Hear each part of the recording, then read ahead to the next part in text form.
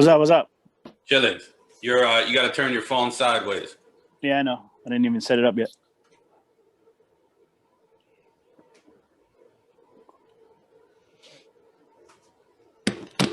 We are rolling. Welcome back. Much like Ted Cruz, we are back from a little time off here. It's been a couple of weeks since we were Ted back on Crackbacks with your boy Big Pedro. To my right, actually, well, your right, my left. That's Ricky Leaky down below. Roma Loving Line in his Campbell shirt. I like it. And the Digital Wookie. Before we get started here, I want to send some well wishes out to the GOAT, Tiger Woods. I believe he's in, stable but serious condition after a one-car accident. No toxicology reports back yet, but apparently he was going at an excessive speed in a vehicle not really made to be going that speed. So any thoughts on Tiger Woods, fellas?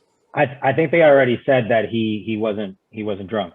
So I think they already, he's not getting charged or anything for drunk driving. He was just driving really fast. All the cops said they didn't smell anything or anything like that. He was probably coming home from smashing a Perkins waitress, and he was doing 150 at 7:30 in the morning.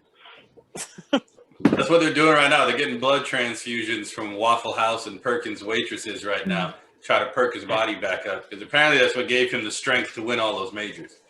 Yo, I'll say it this way, when it first happened, and let's be honest, he did it to himself. He turned himself into a meme. So when it first happened, the memes were flying. We were cracking jokes. I was sending stuff out. Everybody was cracking jokes. But I heard somebody say it today. They kind of compared it to Kobe. And that's when it kind of hit home for me. We're never going to see Kobe, toss up the opening tip at an all-star game or, be a GM, be an owner, anything like that. Like Tiger, especially in a sport like golf where they have the senior tour. He's never going to play on the PGA Tour ever again. You can chalk that up. He was having enough trouble just with the back, and now he's got, compound fractures in his leg, bones sticking out. They said he crushed his ankle. They said they were lucky to do the surgery just to save his leg so they didn't have to amputate. So he's never going to compete on the PGA Tour again, but he could play on the senior tour, and he'll be good enough to win those events, and that'll be great just to see him do that. And plus, golf has a really cool tradition. If you win the Masters once in your lifetime, you get to play every single year for the rest of your life. Now, obviously, the old timers, they don't play the whole round, but they have a really cool tradition where every year at the Masters, all the old timers go and tee off on the first day. So for years after Jack Nicklaus and Arnold Palmer retired, they would go to the Masters every year, and the starter would say their name and they would come out and tee off, and the crowd would go nuts for him. So it's a pretty cool tradition. At least, he's alive to be able to, do that. Mm-hmm. Yeah. I think we may have seen Tiger swing a club for the last time. Right, let's take a meaningful swing at least for the last time. Looks good. If it's as bad as they say it was, and the pictures from the car from the actual accident seemed really, really bad. Just the fact that he's still alive, like you said, is the big thing. I think we've seen Tiger swing his last meaningful golf club. Oh yeah, absolutely. He's never going to play on the regular PGA Tour ever again. What do you say, Sage? You guys forget about Alex Smith? Here's, and I get what you're saying with that. If it's his ankle and his knee, and granted, here I am no golf pro whatsoever. I've taken 3 lessons in my life. Ain't that the truth? Yeah. I am no golf pro. I'm awesome in the cart, but there's a lot of torque on the ankle and the lower body, and I guess was saying his back was already screwed up.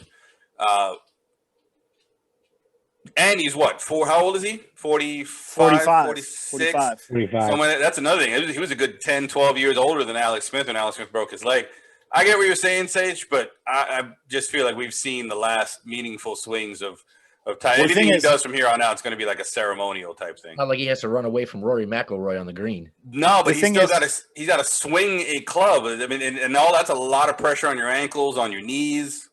Here's the thing with Tiger. Tiger, to be who he was, to be Tiger, they said it was legendary. He would be out there in the dark at 5 o'clock in the morning, hitting 200-300 balls before he even went to tee off. Jerry Rice of golf. So yeah, so he's never going to be able to do that again. He was just getting to the point where he could play a full season because his back was so screwed up from the last surgery, And coming from someone who's had back surgery, like, bro, the knee and the back, it's all connected. So when I had surgery on my knee, a couple years later, I had the thing with my back, and the doctor said that it was kind of cumulative, that it built up over the years. So if he had the bad back already, and now he's got to do all kinds of physical therapy on his leg, they said it might be like 2 years before he can walk regularly again. So plus, forget what's the draw to bring him competing. back? He doesn't need any money. If his body's not to what it was or what it needs to be to win another major, he's not gonna catch Nicholas. So what's pulling him back? Unless you just want to prove people that you can play again. To get to that level that he got to, you have to be an unbelievable competitor. Like, you just have to want to win and want to be better than everybody else to get to where he was, to get to that level. So that might be the only thing that would bring him back, to prove to everyone, like, yo, fuck this, I'm going to play this again. Wow, Sakes, this gives you a very interesting opportunity here. From what I understand, Tony Romo is a scratch golfer. So if Tiger Woods can't play golf again, maybe you get to see Tony Romo in major competition on Sundays again, maybe in the Masters, maybe Australian Open, and maybe, just maybe, you actually get a little bit of glory through Tony Romo, since he most certainly never provided any, wearing a star on the side of his helmet. Yeah, you guys know with this Tony Romo shit. Is he not a scratch golfer? Yeah, I think He's so. good, man. So Yeah, he's a good golfer. It's going to be him and Steph Curry running the PGA in a few years. But yeah, well wishes out to Tiger. We've joked about Tiger. We've all cheered for Tiger. The last major that he won, actually, Getz and I were having lunch. Remember Champs? Had the good champagne chicken. Oh, That's God, the last. so good. that match was on. Champagne chicken shrimp is delicious. That match was on the majors that year, and that was really the last time the Tiger kind of looked like Tiger. So I want to remember him. That's the last time he won. I want to remember Tiger like that. Not That's cool. I also want to remember him a little bit, with his wife hitting the back of his car with a golf club, because that's hilarious. But well wishes out to Tiger. Karma's a bitch. Exactly. We would love to see you play again, win something again. And there's a Waffle House in Davie. If you need me to go down there and see if there's a waitress that can come by, and I'll make the drive down. It's about 20 minutes from my house. So, well wishes out to Tiger. Tiger likes Perkins. Yeah, agreed. Now, the follow-up on that. Is a Waffle House waitress above or below Perkins? Way below. Way below. Way below. Way below. There's never been a girl that worked at a Waffle House that would ever approach anything that Tiger Woods would touch. And he's a very low barometer. He's not setting the bar high at all. You're talking like Perkins is the spearmint rhino here. Hey, Tiger has a history at Perkins. I bet you somewhere along the way. Anyone who's been in a Waffle House, please go to that Waffle House where you've seen one that you would smash, take a picture, and send it in. We'll put it on the air. Listen, they put up the list of who Tiger actually did smash, and there were very few on there that most people would smash. Tiger, married to a supermodel, apparently likes scraping the bottom of the barrel there. But you're comparing the Perkins and the Waffle House. Like, Perkins is Ruth Chris. Perkins is just lunchtime Waffle House. You'd have breakfast at Waffle House and lunch at Perkins. Perkins is Target compared to Walmart. It's another person who most certainly has eaten at a Perkins. Hold on. We have an expert on the panel. Sage, you hire waitresses at the Cheesecake. I'm sure you've hired some from Perkins. Have you ever hired a Waffle House waitress? Oh. Ever. IHOP. You hired one from IHOP? Oh, shit. Is Waffle House above IHOP? No. No way. No way. So you're giving Waffle House bottom rung here? Bottom of the barrel. So Bob's Big Boy, better than Waffle House. There's girls working a window at a Wendy's right now that are hotter than Waffle House waitresses. Fair enough. But Tiger, Perkins, Waffle House, IHOP, If you want to, splurge a little bit and head to the Cheesecake Factory, wherever you want a waitress, Tiger, we'll work on that for you. You said splurge. Splurge. Somebody who used to splurge on steroids. Roger Clemens. We're coming up on 15 years since Roger Clemens, Barry Bonds, another steroid head, and Terrible Sammy segue. Sosa. They I tried to give a good one earlier, and you came back with some more Perkins shit. I had a much better one 3 minutes ago. 15 years almost. That means they've been eligible for the Hall of Fame for almost a decade. Is it time to let them in? Baseball's Hall of Fame, is there too much politics? You took a deep sigh, Sage. Go ahead. Yeah, I mean, I think they're just going to wait until the last minute that they can put him in just to prove a point. I mean, but it sounds like you're saying you need some old sports writers to die off before they put him in. Too, but that's exactly what it is. I mean, it's always been that way. These guys think that they're more important than the people that are putting in the Hall of Fame sometimes. That's exactly what it seems like, Yep. And they always say that the hardest thing in sports to do is to hit a baseball. So for Bonds and for Sosa to hit that many home runs, maybe they got an extra 10 feet off of a swing or whatever, but they still have to make contact with the ball. And as a fan, it was way more entertaining than it is right now. I can tell you, I haven't put on baseball in a while here. Yeah, but anybody who's actually watched sports and knows sports, Barry Bonds was a Hall of Famer before he ever took steroids. Yeah. Before his head started to grow. Barry Bonds was skinny and had a small head in Pittsburgh, and he was the best player in the league. Then he left-handed left fielder. Then he went to San Francisco, got on the balcony, got jacked up, and his head grew like 6 sizes. What did you say his hat size was, like a 9? 8.5. It was it was insane. That's a huge head. Actually, my head is gigantic, and it's 7 5/8. His shit was a fucking 8.5. 8.5. The only one that, off memory here, that had a bigger hat than him was Kevin Mensch. Is the only one that I can think of, and his nickname was Shrek. So this will tell you how big of a head that is. You know who Kevin Mensch is. Kevin Mensch played in the majors for a long time. You know who Kevin Mensch is. But the point is, Barry Bonds was a Hall of Famer before he... We got to put a picture up on there. Yeah, who the hell is Kevin Mensch? You know who Kevin Mensch is. Yeah, we got to put the picture up. Maybe I do, maybe I don't. I don't remember the name. Yeah, but I actually looked this up because looking at both of their cases. Hold on 1 second. Enrique loves a list. All right, go ahead. Yes, I do. Stat boy. Yeah, exactly. Stats. With Sammy Sosa, he hasn't admitted to doing steroids, right? So you can't pinpoint a year that he did them. All I can do is look at his home runs through his career, right? He also hasn't admitted to bleaching his skin either. And we can see that very easily. So starting from his rookie year, 4, 1, 3, 15, 10, and 8 home runs. Then the next year, 33, and then he goes on a tear of like 3 years of 60, like just a ridiculous spike from one year to the next. That's obvious steroids. Where Barry Bonds, like you said, skinny Barry Bonds in 1993. Still 30-30. 46 home runs, 123 RBIs, 336 batting average. And the best defensive left fielder in all of baseball at the time. Yeah. Insane. One that wasn't a Hall of Famer before he did roids. Who? The rest of them. Sosa. Oh, Sosa. All the rest of them were like A-Rod and... Yeah, and they were all Hall of Famers before steroids. Is McGuire a Hall of Famer without steroids? Yeah, he had 49 home runs. McGuire was on steroids his whole entire career. That's the other thing. Yeah, you're probably right. He did it 49 as a rookie. He started in Oakland, and Canseco was already there, and Canseco said they were already on steroids. Yeah. So, I mean, McGuire was doing steroids the whole time. Sorry, go ahead.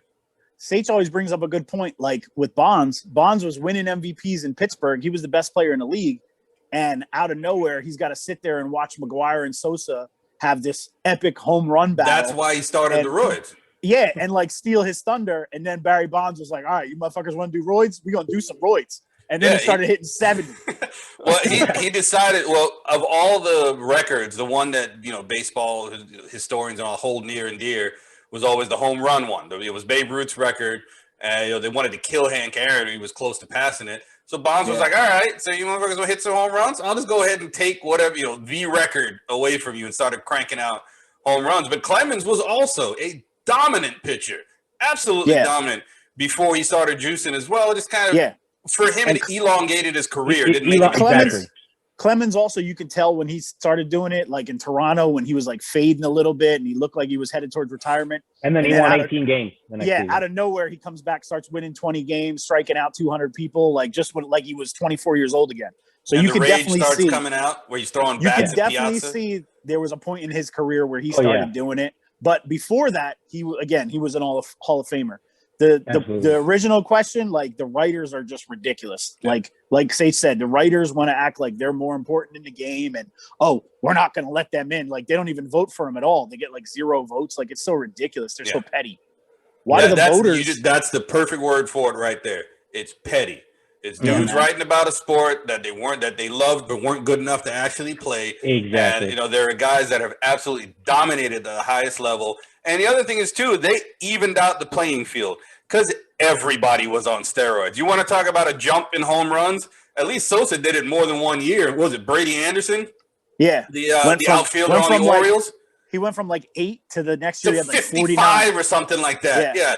So if you want to talk about people, everybody was on steroids. I mean, Ken Caminiti almost had a heart attack at third base during a game because he was on so many steroids. Dude, I'm a Phillies fan. We sucked. And then out of nowhere in 1993, we had the best team in the league. Just so happened Dykstra came on the team and everybody was on roids. Wasn't Caminiti there too? He wasn't on the Phillies. We had Pete Incaviglia and Inky, another steroid head.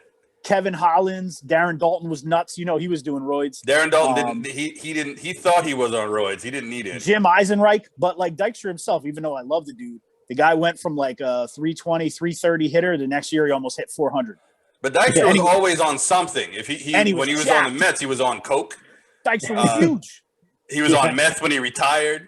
Those Mets teams are fun. You can do an entire. People, right? That's the next 30 for 30. I want to see not just on Doc Gooden. I want all of them. Keith Hernandez, Lenny Dykstra. I want all of those Mets from the 80s. When you were coming up in the minors with the Mets in the 80s there, Sage, when you were a 17-year-old Doc Gooden, were you scared of the chin music?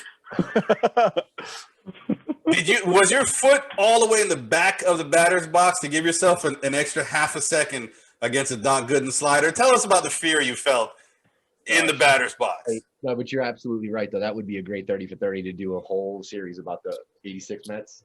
Yeah, Gooden was a nutcase, but that entire team's crazy. Yeah, Strawberry. And And Hernandez probably did the most drugs out of all of them. Oh, Hernandez got run out of St. Louis because of cocaine. My dad used to say Keith Hernandez sniffing up the left field line. I never knew what he was talking about until later in life. Then that got passed over. Our age, it was Michael Irvin. Is that Michael Irvin was in sniff the 50-yard line before the game, or it was like at the White House. Yeah, exactly. Oh, that's another one. That's another 30 for 30 we need. That's the most entertaining thing about the Dallas Cowboys is that they had a house of debauchery that they all went to after practice and games. Fan-fucking-tastic. There's a book about that. In fact, since we got the Cowboys came up again, I got a question here. This is an argument I was having with a Cowboys fan actually earlier today about Hall of Famers. Since we're all in the Hall of Fame of baseball here as well. Is it better in your eyes? Are you more worthy of the Hall of Fame if you have a shorter, super dominant career like a Terrell Owens who only play or a Gale Sayers, 6 years, absolutely dominant? Or are you looking at somebody that has longevity stats like Jason Witten? Jason Witten's third all time in receptions for a tight end. I think he's second or third in yards, but the rest of his numbers aren't crazy. It's just he's played for forever, so he's going to have more numbers on there. So should you, in order to be a Hall of Famer, is it your final count of the big numbers, most yardage, touchdowns, things of that sort, or should you be more dominant in the time that you played? Why can't it be both? Well, no, if you have both, you have both. But what I'm saying is a lot of these people don't have both. Emmitt Smith had both. He was dominant all the way through until he got to Arizona. And then he played long enough to get the longevity awards as well. Those yards, the yardage, the extra touchdowns and all of that. Had Terrell Davis gone on the path that he was on, he probably would have surpassed the numbers that Emmitt had. The only reason that Jason Witten, and I'm only using him because that's who we were talking about earlier today, is even in the conversation for the Hall of Fame, is for overall numbers, for just playing for forever so your numbers are so big. In my mind, I think you should be more dominant than just being hanging around for forever and adding on numbers. For like 8 years, he was top 5 tight end every year. Well, Easily. like baseball, they always talk about Craig Biggio being a compiler. Like he was never really the greatest second baseman, but he hung around for so long and he was good for so long that he has like some of the all-time records. He's up there in the top 5, but is he really a Hall of Famer? Yeah, like Kevin Love in the NBA. Frank Gore in the NFL right now. Like people debate that all the time. The NBA is different though.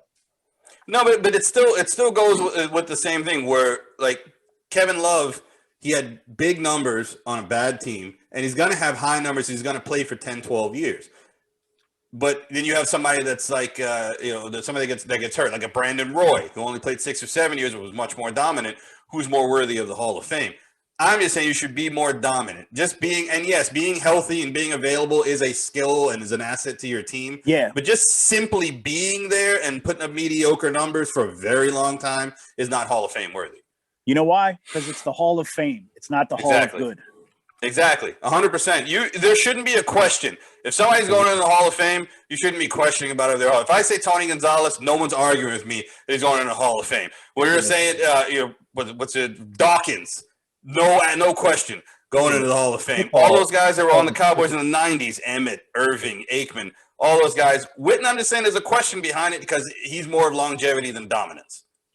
Football is the biggest offender of that. Like they've got people in the Hall of Fame that don't really belong in there. Like does Joe Namath really belong in the Hall of Fame? Does Terry Bradshaw? He changed the NFL, but Joe Namath changed the NFL. It wasn't just like his numbers. That he was going to win a game. People predict that they're going to win games all the time. Because he broke through and won the Super Bowl for the AFL when nobody thought they would ever win against the NFL. That's what Joe Namath did. That doesn't mean. I mean, that you should be in the Hall of Fame for that. Yes, no, he changed the game. He's a legend. I totally disagree. The Hall of Fame too. Is it the NFL Hall of Fame or is it football? It's Pro Football Hall of Fame. It is Pro Football. All right, because the reason I'm asking that NBA is different because they do take college into consideration. So it's just the Basketball Hall of Fame. So there's international, there's college. So when you're talking about someone like a Dikembe Mutombo, they're actually taking into consideration his college years for Really? What you're talking. Yeah, absolutely. For Basketball Hall of Fame. Mm-hmm. It's the entire body of everything. It's Olympics. It's college. It's everything from AAU, no high school and beneath. But it's college, NBA, and even international pro leagues. That's kind of easier for the NBA guys because they always get to do the Olympics. Yeah, well, now they do. Remember when we were kids, it wasn't until 92 that they put the professionals in. Yeah, well, in 1988, team led by David Robinson and Danny Manning, not a great Olympic team, got the bronze. And the U.S. Olympic Committee was like, this is our game. We shouldn't be losing to whatever. They brought in the dream team. They had the star power, so exactly. They brought in the dream team. And Enrique, you're too young to remember the 1992 Olympics, but I was up early because it was in Barcelona, so the games were on early. Hell yeah. Absolutely. Blew out Angola by like 80 in the first game. The dudes on the other team were running up to Jordan trying to get him to sign his shoes before they walked off. Don't think for 1 second that NBC didn't have something to do with that. They were probably like, we got the Olympics. We need the ratings. We need Jordan. We need Magic. We need Bird. Great Olympics. We had him, but we had that team. I get hyped for the Olympics now. And you know what? I would imagine back then I would be. And Barkley was the best player on that team. And then, that propelled Barkley. He was on Phoenix the next year into the MVP, and they lost in 6 games, but he did get him to the finals. Yeah. That was his best season ever. Because Barkley on that Olympic team probably realized, like, you know what? I can hang with these dudes. I can play out on the wing a little bit. He started shooting threes, and then he went to Phoenix and went nuts. He also lost 30 pounds. That was amazing. If you see side-by-side pictures of the last year that Barkley was on the Sixers and the first year that he was on the Suns, it's a completely different person. Disgusting to me. He's completely shredded. He's dead Barkley, to me. At least. He's dead. He's dead to me. Did he force a trade or did they move him because they just wanted to move him? He completely forced the trade. He was like, I want to get out of here. He was like, I'm never going to win anything with this team. They got to trade me. I'm pretty sure he did force to Phoenix because he already had a house and lived in Phoenix part-time. But you didn't get shit back on that trade. That was the worst trade ever. Mark Lang and it was Andrew Lang and Hornacek. Andrew Lang and Hornacek. And Mark West. Mark West, yeah. I combined the two. But Hornacek, Mark West was old too when you got it. For Charles Barkley, he wanted to go out there and play with Kevin Johnson, play with Marley. Those are his. He was boys. right. He got to the finals, and he yeah, also man, knew he wasn't finals. getting past the Bulls in the East. So you know what though? You know what though? Fuck you, Charles, because you still didn't win. This is true. This is true. So it didn't work. Something that we talked about last week. I just wanted to clarify because we talked about Deion recruiting for a while. Got a little bit sidetracked talking about if the kids would know who Deion is, and he's talking to you, Sage. That might be part of the recruiting, but Deion will be able to recruit on his personality. I wanted to make sure that we make that distinction for the fans. A lot of people don't know, what goes into recruiting. The college coaches have to go into the kid's house, have to go into the high school locker room, talk to the kids, talk to the parents, and recruit. And a lot of that is personality, man. And Primetime got that in bunches. So, let's be honest. A lot of these kids, if they're 17, 18, their mom's going to be what? 30, 35, 40. Maybe not a dad in the house. Deion rolls in there and starts to charm the mom. Mama says, you going to play for him. My man just came through with the mad stereotypes, yo. First off, the mom's 34, 35 years old. It means she's a teenage mother. That's number one. Secondly, no dad in the house. Am I wrong? Tell me I'm wrong. Pat Mahomes was MVP of the NFL last year. This year was Aaron Rodgers. Congrats to you, Aaron Rodgers. Both parents in the house.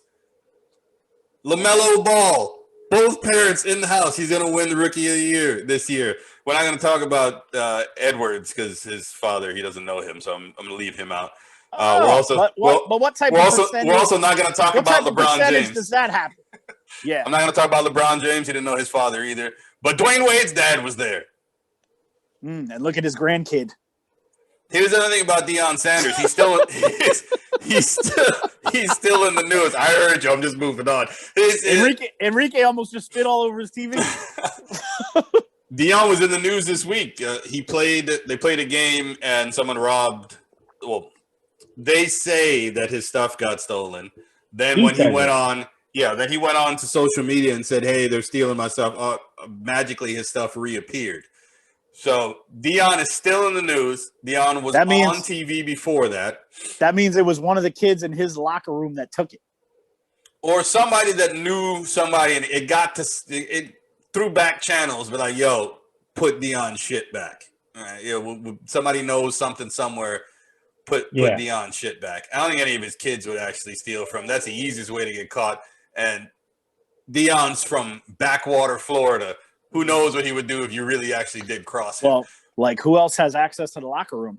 And what did he? They were on the road. This wasn't their home locker room. What it was that got stolen? No, they just did personal property. But they were on the road. They were playing at. I can't remember the school right now. It was a smaller school. It was a money grab because what is Jackson State? Why the hell are they playing a game in February? Because for money. Practice schedule. Yeah, but it was televised and they got paid for it, and they didn't get paid for a lot of games during the season. A lot of stuff's going to be weird over the next few months just because of trying to get a money grab. Like most college football programs, you do spring practice in like the end of March, April. Mm-hmm.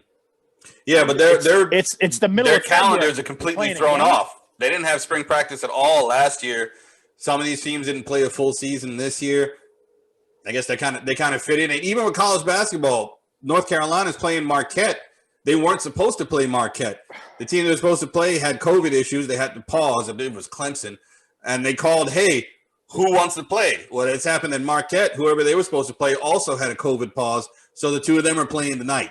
So everything's weird. Nothing makes sense as far as schedules and all of that. Everyone's just trying to piece it together. Speaking of which, man, the NFL doesn't get enough credit. They barely had a tick in the schedule. They had that 1 week where the Ravens got pushed back to Monday, then Tuesday, then Wednesday. And they had to play a game on Wednesday. Other than that, they played the whole schedule without a hitch. They went through the whole playoffs. The NBA's actually done pretty well as well. If you got to just adhere to the policies, man, and this is just regular people too, wear your friggin' mask, wash your hands. It's basically how it is. Dude, the NFL right now, especially in the playoffs where like there is no pushing back. There is no, we're going to postpone the game. The NFL in the playoffs, they had to play Saturday, Sunday. We got to play it this week. And they played and they got through the schedule. And, hockey right now, my Flyers, man, it looks like we might not even make it through the season. There's like whole groups of the team that they have to quarantine. they had to postpone like a whole week of games where they didn't play at all, and then they came back with like 6 players that couldn't play. It's How happening are they all over handling the the NHL. Canadian teams in the NHL? Whatever they're doing, they're not doing it good enough Because the Raptors are playing in Tampa. Canada will not let them go in and out, and won't let any Really? NBA teams can't go in and out of Canada. They can't go in and out of Toronto.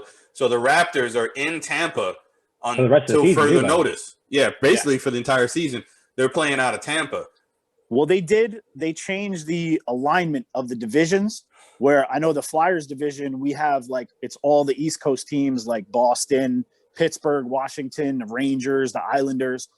And we only play those teams the whole season. Like we play them 2-3 games in a row, same team. So they might have done that where they keep people sectioned throughout the country. So the Canadian teams will play the other Canadian teams. Maybe all the Canadian teams just stay up there and play their own schedule. And then for the playoffs, they come together. But it's not looking like we're going to make it through the season. Nothing's wild. Now, you're right, though. The NFL did a great job with it. Plus, coronavirus can't stop Tom Brady. TB12, his system's too clean. There's no way that shit could latch on to it. Another quarterback in the NFL. Go ahead. It's also easier to enforce in the NFL because the contracts aren't guaranteed. So if the team finds you fucking around and you get COVID in a club, you're getting cut. And that in basketball, the contracts, it's a lot harder to get cut in basketball. That's true. You also have the stars behaved. The problem with the NBA is you're right. The contracts are guaranteed, but Lou Williams is going to get wings. James Harden was going to party. People were sneaking in chicks. So the NBA guys, it seemed to be a little less. Where football really is more regimented. There's more discipline during a football practice than there is during a basketball practice, unless you got a real wow, his name left my brain completely. Used to coach Indiana, complete asshole. Bobby Knight. There you go. Bobby Knight's there would be no COVID happening on a Bobby Knight Indiana freaking basketball team at all. But quarterback. Think about it. Most of these guys' talent has carried them their entire life. Like they started working hard in the NBA because talent alone got them there. Like that's just how good they are. Like guys like Kevin Durant. He literally said he didn't even start working out until he was in the NBA. He still doesn't work out. Yeah, he still doesn't work out because they just have God-given ability. Where in the NFL, talent is not enough. Everybody knows. You couldn't bench press a screwdriver. Look at him. Would you work out if you were a 7'3" dude that walked into the weight room and could barely push like 135? Yeah, I probably wouldn't either. But you take somebody out on the court and make them look stupid. So you're gonna live your whole life. I would work out playing basketball. That's what I would do. You know what he should have done is got himself like a personal trainer and set up a whole gigantic weight room like The Rock in his house. Listen, that man doesn't want to lift weights. He doesn't want to lift weights. And he's on the short list of best basketball players to ever touch the court. So listen, KD, do what you want to do. Just don't win a championship in Brooklyn because no one will care. True. They're still the New Jersey Nets to me. And they always will be. New Jersey, where the Jets play. The Jets may have a new quarterback playing in New Jersey next year. Deshaun Watson gave a short list of teams that he's all right with going to. The Jets are on there. The Dolphins are on there. There was a third team, but it escapes me. It doesn't matter. Was it the Panthers? That's why it escapes me. I don't want him going there. I'm getting rid of Drew Brees. I don't need your freaking Deshaun Watson coming back into my division. But Watson, is he moving? I don't think he will unless it's the Jets. The Dolphins aren't going to give up Tua. I personally don't think he's going to get moved unless he's willing to sit out an entire year. We saw this with Le'Veon Bell, and this guy's way better. It's more important for these billionaire owners to show who's boss. You guys don't run the league. We do. You don't get to decide where you want to go. And that's important to them. And Bob McNair literally said the quote, "We do not let the inmates run the prison." Like that's how ownership thinks. If they think his son doesn't think like his dad, okay. Yeah, it's very racist. But I know you say that, but look what happened to Le'Veon Bell. He sat out a year and he got traded and he still got paid. So to say it's not going to happen in the NFL, like the owners are going to put their foot down and be like, "Oh, not this time. This kid's not going to tell us what to do." Bullshit. He's the player. He's the one that the people tune in on Sunday to watch. He just signed the contract, though. Whatever he wants to happen is what's going to happen. I think the owner is willing to bet that this guy's not willing to give up $40 million this year. That's just me. He They needs to think go they the have James the Harden leverage. route. Get fat. If he Show up. Show fat. Joel, Yeah, he's gonna have to give up money. if Carolina were to give up Christian McCaffrey and the next 3 first-round picks for the next year, do you really think Carolina would be good for the next 4 years? No. Why do you care that if they do that, they just mortgage their whole future just to have Deshaun Watson? It's going to be the same thing as Houston. He's going to be And honestly, nobody. Houston would be stupid to turn down that trade. No, Because he don't want to absolutely. play If there you're anyway. Houston, you have to do that trade if you're Houston. He don't want to play there anyway. He's going to force his way out somehow, some way. Either he's going to sit or they're going to end up trading him to somebody. So if there's a team out there willing to give you 3 first-round picks and a superstar player, take the trade. They're done. And the pick this year from Carolina would be a top 10 pick. Is number So 9. Yeah, you could take. you could get a quarterback. This is And what honestly, I think No, I'm with you on that. He signed the contract after they traded. Yeah, after they traded DeAndre Hopkins. Yes, Yeah, so he I don't signed. understand He what his signed the problem is. contract. You So kind of. if I'm the owner, Yeah. I hold on to him and say, go ahead and sit out. Sit out Yeah. 4 years if you want. Absolutely. I would do it. If that was and me. then, but you know what's going to happen? You're going to win 2 games, and he's going to sit out the whole entire year, and you're going to trade him next year, and you you're know going to what? get, and you're going to Nothing. get an even worse trade. How long And the you'll contract? never ever get another free agent to sign for you. Yeah, And but then also, opening up the floodgates of everybody doing exactly what he's doing. It's a And- delicate game. Yeah. But wanna be but here not everybody is Deshaun Watson. Not everybody can be like, oh fuck this, trade me. I mean, but also, do you think the GMs consider the Herschel Walker trade?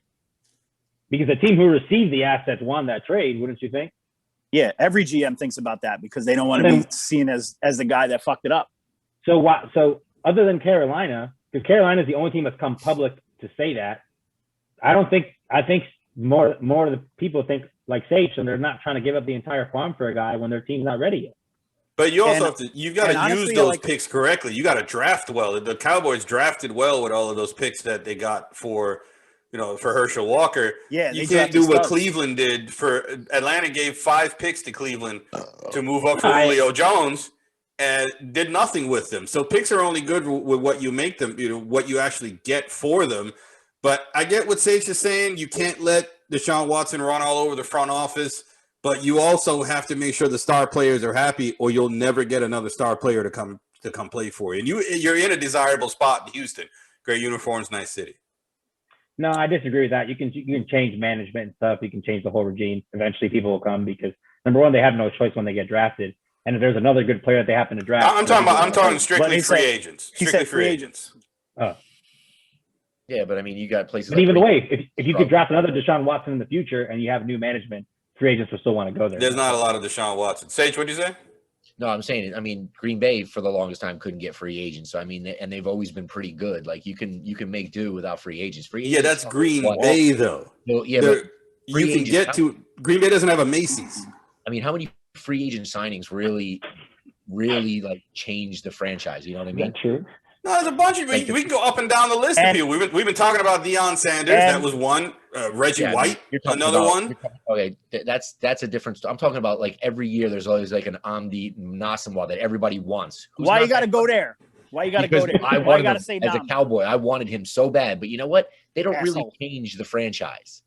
Deion Like did. only Dion. Dion is like one of the greatest And Reggie corners White. to play the game.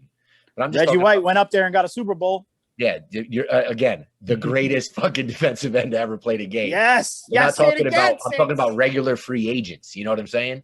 Like they don't really always change the franchise. It's the draft. It's like But Agreed, at yeah, quarterback, 100%. as long as you're not gutting everything else, and you were right in saying earlier that they would have to gut the entire Panthers in order to get Watson Yeah. there. The quarterback's the one position where you really can, elevate a Yeah. team from one step Like- to the next. Brady was the only change really from last year's Broncos. Not Broncos, I'm sorry, last year's Buccaneers. Yeah. So the Let's be quarterback can honest. really give that jump. Let's be honest. Green Bay wasn't good because they could bring in free agents. Green Bay was good because they've had a Hall of Fame quarterback for the last 30 years. Yeah. They had Favre, then they went right into Aaron Rodgers. and that's to exactly get- what. To get Right. back to the Deshaun Watson thing, I think they're playing this thing completely wrong. I think they should have the attitude of like, this dude's going to leave no matter what. Let's get it done. Let's get the best deal. they should be looking around the league for a quarterback that they can get. And they should be proactive instead of waiting for Carolina to make them a deal. They should be talking to, we talked last week, Russell Wilson wants to get out of Seattle. If I was Houston, I'd be on the phone with them. Like, all right, we'll give you Watson. You give us Wilson. What else are you going to give us? I'd be on the phone with I'd be on the phone with the Niners. Jimmy Garoppolo, they're talking about trading him. Yeah, Watson would waive his trade clause to play for Pete Carroll. I don't know about Russell. Why? Yeah, but I don't know about Russell Wilson going to Houston. Exactly, that too. That's the direction I'm not. Does Russell Wilson have a no trade clause too? Because this is completely new to me. There was never that was a baseball that no trade clause shit. That was like a baseball thing. Well, that was another way of the owners being able to to give the players some power without giving them full guaranteed contracts. So before you get to having given them, listen, we won't give you X amount of a signing bonus, but we'll give you half of that, and you can tell us, know that we won't trade you here or there. So just another negotiating point. A lot of the quarterbacks Matt Ryan. But what I'm saying is, instead of Houston sitting there hoping somebody offers them a good deal, they have NFL quarterbacks. They don't have to worry about drafting a quarterback. They have NFL film where they can look at young quarterbacks, even Sam Darnold, look at him and say, okay, do we want this kid? And make an evaluation. Their front office is a mess anyway, so who knows if they would get it right, but they would have a better chance of targeting a young NFL quarterback to trade Watson and get a couple assets rather than just sit there and say, okay, we're going to get 3 first-round picks. Let's hope we draft a good quarterback sometime in the next 3-4 years. Keep him in Texas. Send him back. So 2 things. Russell Wilson does have a no trade clause, and there really is no Macy's in Green Bay. Look at Stat Boy. Look at Stat Boy's on it. Yeah, I'm sure you have your choice of more than one Macy's in Houston. I'm sure of it. Houston's a massive city. You have to drive all the way to Milwaukee from Green Bay if you want to get yourself some gear. Not even. Appleton, Greendale, Madison, and Wauwatosa. Yo, Wauwatosa has a Macy's and Green Bay doesn't. That right there is a travesty. Stephen Avery has been in the Macy's. Absolutely ridiculous. The small towns always have a heart. Like Oklahoma City, they had to give away everybody to get Paul George. He leaves right away. They give away everybody to get Chris Paul. He leaves right away. They have to draft people. That's the only way they can get anybody in Oklahoma. Small towns, it sucks to try to get free agents in, and it's going to be terrible for free agents in Houston moving forward too. Speaking of drafting quarterbacks, the my beloved Eagles, we just traded my guy. Wentz is gone. And so now everybody on the Eagles message boards and the Eagles groups are all draft experts. And all of a sudden, everybody wants to draft this Zach Wilson cat, which, again, we talked last week, talked about how small he is. So on one of the posts, I was like, why would we draft this kid? He's like 5'11", 160 pounds. And some dude was like, oh, nice try, bud. And he shot me like a fucking picture with the kid's measurements and said like 6'3", 210 pounds. For anybody who's never played sports out there, there's a thing called 2 and 10. Sage, explain to them what 2 and 10 is. Yeah, you're either 2 inches shorter or 2 inches taller than what they list you. Exactly. Whatever you are, and this is high school, college, whatever you are, they're always going to add 2 inches and add at least 10 pounds. My sophomore year in high school, I was listed as 6'3", 275 pounds. I've never been 6'3" in my entire life. I think I was the only athlete in my median guide. I was listed at 6'2", 185 when I was like 6'2", actually 210. And I begged for them to change it because I was like, yo, how the scout's going to look at me when you got me listed at 185 when I'm 210? It looks like the cat just got you with the hit stick. Exactly. Campbell fucking threw a monkey. Campbell did you wrong a couple times, man. They didn't put your right weight on there. They let a minister touch up on you. The Campbell did you wrong. Yeah, a couple of times on there. That Wilson kid. There's no way in hell he's 6'3", 210. I haven't watched. I'm no BYU football expert. I probably watched more, BYU basketball over the last 20 years than I have of BYU football. He's flying up draft boards. The worst case scenario is the Eagles trading up to 2 for Zach Wilson. Yo, if we draft somebody at 6, I'm gonna be pissed. If we trade up to get him, I'm gonna be really fucking pissed because our O-line sucks. Our defense is terrible. We have so many more positions that we need to get playmakers. There's a cornerback up there. There's an offensive tackle. There's receivers. I don't even want to get a receiver, to be honest with you. I want a linebacker. I want a corner. I want a defensive playmaker. And we're all these guys, we got to get a quarterback. We got to trade up and get a quarterback. All these assholes who were arguing that Jalen Hurts should be starting all year. Now they want to draft a quarterback. This is Philadelphia sports, everybody. But Hey, ass. I will tell you, hey, ass. If he's out there, you know exactly who I'm talking It's to. my favorite thing in all of Philadelphia is people screaming "Hey ass" at each other. Get in me traffic. a hoagie. It's fucking fantastic. Water. The kid Wilson, I will say this, man. I've watched some of the games. The dude's got a whip, bro. He can throw it. I don't want to be ridiculous, but his throwing motion and the way his ball looks, he throws a really tight spiral. It's got a nice curve. Me and Enrique were talking earlier in the week about like a quarterback and what you teach them. And the whip, the arm is just something that you can't teach. And that's why guys fly up the draft boards. That's why some dudes get drafted and then passed around the NFL.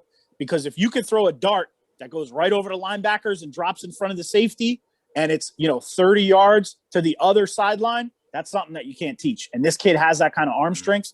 This one dipshit in one of the Philly groups was like, the scouts are comparing him to Mahomes. I was like, relax, dude. But he's definitely flying up. There's some people saying that he should be drafted over Trevor Lawrence. Tell you something.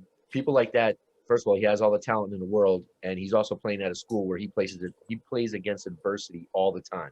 Those make your best NFL quarterbacks. It's not the guys that come from Alabama and all these high-profile schools, as opposed to like a BYU. Like, I think this kid's going to be good in the NFL. I really do. So what you Jay wanna do Cutler is played at Vanderbilt.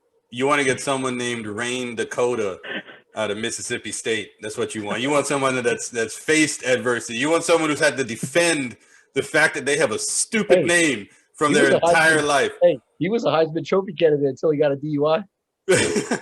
Rain Dakota. Terrible name. And then he got his ass whipped at a tailgate. And then his brother got his ass whipped too, or his brother watched him get his ass whipped? No, his brother stood there and watched it. No, guys, this is really about the walk-on from Eastern Illinois. This is really about. That's what I'm saying. This is really about, guys. It always is. Walter Payton Award winner. Everything comes back to number 9. Winner. I'm glad Enrique noticed the dog whistle for Tony Romo. That's not entirely true. It's got a little bit to do with it, but it's actually true. Always about Romo. Everything's about Romo. Look at The like gunslinger. Pat Mahomes, Aaron Rodgers. Jay Cutler went to Vanderbilt, played against SEC competition at Vanderbilt, got in the NFL and sucked dick. No, he didn't suck dick. He was a good NFL quarterback. Jay Cutler sucked. He was a guy version of Romo. He was a decent quarterback. Well, no, Getz, that's wrong because Romo seems to be a decent human being. Like if Romo was your neighbor, you wouldn't, you would wave at Romo when you were driving by. If Romo was, I'm going on vacation. Romo would hold your mail for you. If you ask Jay Cutler, I'm gonna be out of town for a couple of days, you grab my mail. Jay Cutler's cussing you out in the front yard. Yeah. So that's hard. I would much rather have Romo as a neighborhood something than Jay. Jay Cutler's just a straight asshole, which is why he never reached his full potential. I fucking hate that Cavalieri chick keeps coming back to him though. Because he's got bread. He's got like 10 million in the bank. He's got bread. He's got bread, and she's got like 6 weeks left of being attractive. So she's running down. Cavallari's still trying to hang on to her bullshit clothes business, whatever that bullshit. Yeah, what show what I mean? Is she an MTV She was on Laguna Beach. She was on Laguna Beach and the Hills. Yeah, he got paid. And yes, I know that. Yes, all those girls are so hot in those shows. Yeah. All right, we're falling off the rails talking about Kristen Cavallari here. Now, Getz, you said you had a crackbacks for us. Excellent segue, because while we're talking about reality show chicks, I have a serious question for all y'all. We're going to have some fun discussing this. There's been a question making the rounds on social media. It's gone, viral, if you could say, about if Kendall Jenner's body count would make a good NBA team. Would they be good? And how good would they be? All right, so who's on the squad? Ben Simmons. I'm gonna go through it all for you right now. I'm gonna give you all of them. So she's got I'm Devin taking Booker. notes. And that's all confirmed only. She's got Devin Booker right now. Confirmed. Okay. She was with Ben Simmons. Confirmed. Okay, that's your backcourt. She had Blake Griffin And to be honest with you, he's probably going to be the de facto 5. She didn't have many big men. You know, Chloe's the oak tree. Positionless basketball. It's fine. It's fine. Positionless basketball. Chloe had Odom. She's got Thompson. So Kendall really didn't have too many big men. Blake Griffin probably the big man. Kim also had. Don't forget that Kim had Chris Humphries. There you go. Another big man. Go ahead. And since then, Kim and Kylie have gone with the Rappers. Chloe and Kendall stay in the NBA. She had Kuzma for a while. She had D'Angelo Russell for a while. So all the light-skinned dudes. She likes the light-skinned dudes. Also, just to round it out, she had a 6th man. She had Jordan Clarkson. Ooh, another light-skinned guy. If you need a guy to do commercials, to be the face of the team, maybe even to do some coaching, she had Michael B. Jordan. But if you got your starting 5, Devin Booker, Ben Simmons, Kuzma, D'Angelo Russell, Blake Griffin, with Jordan Clarkson coming off the bench, how good would Kendall Jenner's team be? 25 wins. 25 wins. That's a lottery team. No, that's a lottery team. No way, man. That team gets in the West. That's a lottery team. That team gets to the second round of the playoffs and loses to the Nuggets. Loses to the Nuggets in 5. So Devin Booker's been raw for a while, and the Suns have been a lottery team. So here's the thing with that, right? So the issue that the Sixers have with Simmons is the only other person on the team that can shoot is Embiid. So on this squad here, I thought you loved Toby Harris. He's not. He's a You're always mid-range. telling me how good of an NBA player he is. But I also tell you that he's wrong for the Sixers. I always say that. I go, he's a decent NBA player. He's a good NBA player. He's not on the Sixers. But in this case, Ben Simmons can run the break with Griffin. You got guys that can spread the ball. And he can give the ball to Devin Booker. So this team here, you got Russell in the pick and roll with Blake Griffin. You got Simmons in the pick and roll. You got Booker and Clarkson that can knock down jumpers. This team easily gets to the second round, but has absolutely nothing. They have nothing for Jokic in the second round. Jenner. Nothing for Jokic in the second round. They lose in 5. They win 1 game because Booker scores 63 in that game. They're going to allow 140 points per game. You know that, right? Oh, easily. They cannot play a lick of defense. That is a 25 team. Simmons can hold on. Simmons is a good defender. Russell's is an underrated defender. Everybody else sucks. Jordan Clarkson will at least try to play defense. Jordan Clarkson. He's a scrapper. He's a 6th man. He's a scrapper. They might lose in the first round depending on who they get. They're getting in the playoffs. I will give them that. They're getting in the playoffs. Trouble every game. Kuzma will be in foul trouble every game. Guaranteed. Kuzma's the weak link, in my opinion. He's the worst player and the worst defender on that whole thing. Kuzma. I would even take an older Blake Griffin right now over Kuzma. Blake balls still, and Blake is a good ball handler too, and a decent. He's gotten better at shooting. This team makes the playoffs.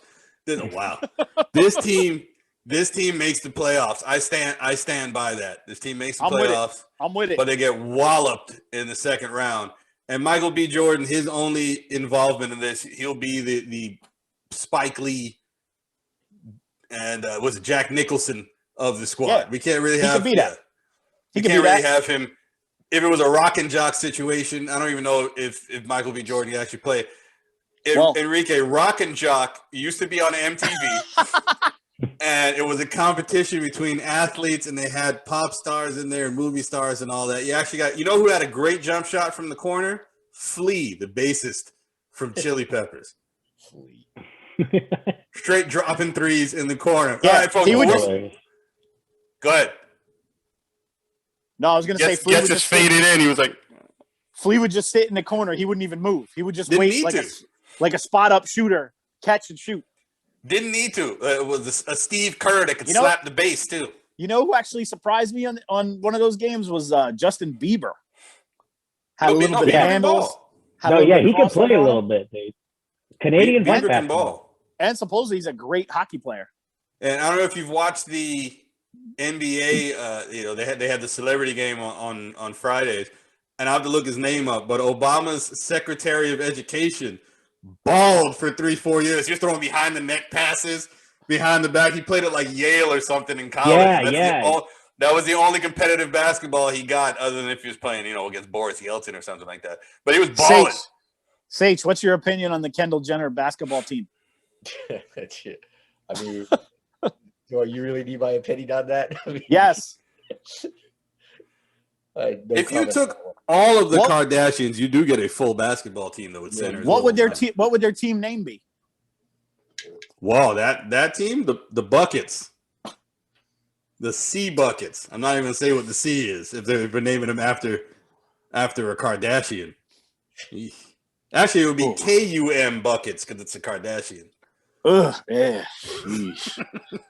On that, we're out. This has been another Crackbacks. We'll holler at you next week. Peace.